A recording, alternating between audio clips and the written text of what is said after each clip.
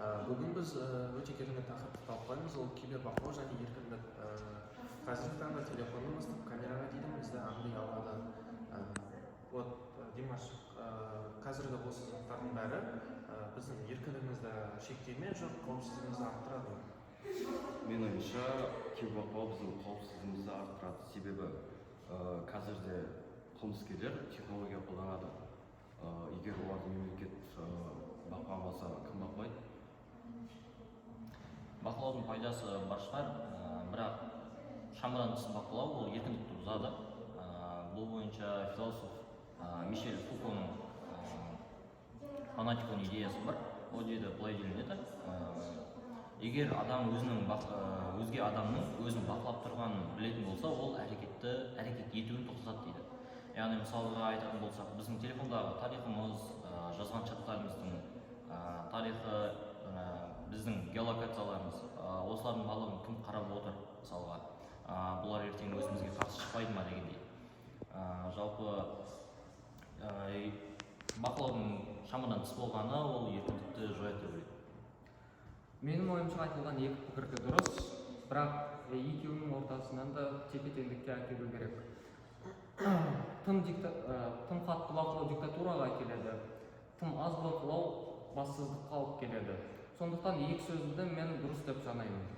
Бірақ олардың ортасына келіп, ортасын табу қажет. Сендер ойланып көрдіңдер ме?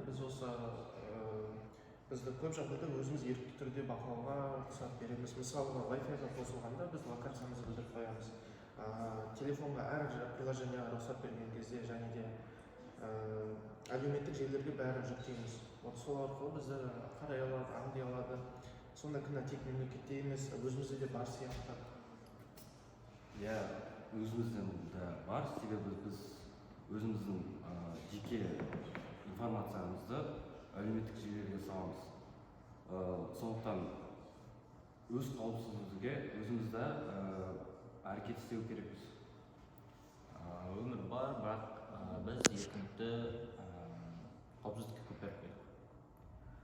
Иә, біздің көретін видеоларымыздың бүкілі алгоритм, көрсетілетін рекламалардың бүкілі алгоритм болып табылады. Сондықтан біз өзіміздің қауіпсіздігіміз үшін өзімізге жауап беруіміз керек деп ойлаймын.